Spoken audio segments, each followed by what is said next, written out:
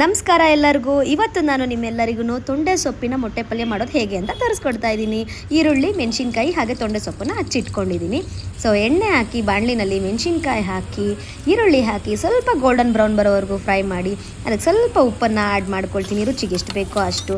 ಅದು ಸ್ವಲ್ಪ golden brown ಆಗೋವರೆಗೂ ಫ್ರೈ ಮಾಡ್ತೀನಿ. ಅದಾದಮೇಲೆ ತೊಂಡೆ ಸೊಪ್ಪನ್ನು ಹಾಕಿ ಹಸಿ ವಾಸನೆ ಹೋಗಿ ಸ್ವಲ್ಪ ಬೇಯಲಿ. ಅದಾದ ನಂತರ ಒಂದೊಂದೇ ಮೊಟ್ಟೆನ ಹೊಡೆಯೋಣ. ನಮಗೆ ಮೊಟ್ಟೆ ಹೊಡೆಯೋದಕ್ಕೆ ಹೆಲ್ಪ್ ಮಾಡಿದ್ದು ನಮ್ಮ ಅಪ್ಪು ಬಾಸ್ ಅವರು. ನಮ್ಮ 3 ಜನಕ್ಕೆ ಎಷ್ಟು ಬೇಕೋ ಅಷ್ಟು ತೊಂಡೆ ಸೊಪ್ಪನ್ನು ಹಾಕ್ಕೊಂಡು 3 ಮೊಟ್ಟೆ ಹಾಕಿ ಸಿಂಪಲ್ಲಾಗಿ ಚಿಕ್ಕದಾಗಿ ಮೊಟ್ಟೆ ಪಲ್ಯನ ನಾವು ರೆಡಿ ಮಾಡ್ಕೊಂಡಿದ್ದೀವಿ. ನೋಡಿ, ರೆಡಿಯಾಗಿದೆ ಇವಾಗ ಮೊಟ್ಟೆ ಪಲ್ಯ ತಿನ್ನೋದಕ್ಕೆ. ಇದನ್ನು ತಿಂದು ಟೇಸ್ಟ್ ಮಾಡಿ ಹೇಳೋದು ನಮ್ಮ ಅಪ್ಪು ಬಾಸ್ ಅವರು. ಹೇಗಿದೆ ಅಂತ ಕೇಳೋಣ ಬನ್ನಿ ಅವರನ್ನು. ಹೇಗಿದೆ ಅಪ್ಪು ಅಮ್ಮ ಇದು ತೊಂಡೆ ಸೊಪ್ಪಿನ ಮೊಟ್ಟೆ ಪಲ್ಯ? ಸೊ ನೀವು ಕೂಡ ಈ ಒಂದು ರೆಸಿಪಿನ ಟ್ರೈ ಮಾಡಿ, ಟೇಸ್ಟ್ ಮಾಡಿ ಹೇಗಿದೆ ಅಂತ ನನಗೆ ಕಮೆಂಟ್ ಮಾಡಿ. ಮುಂದಿನ ವಿಡಿಯೋದೊಂದಿಗೆ ನಿಮ್ಮನ್ನೆಲ್ಲ ಭೇಟಿ ಮಾಡ್ತೀನಿ. ಬಾಯ್.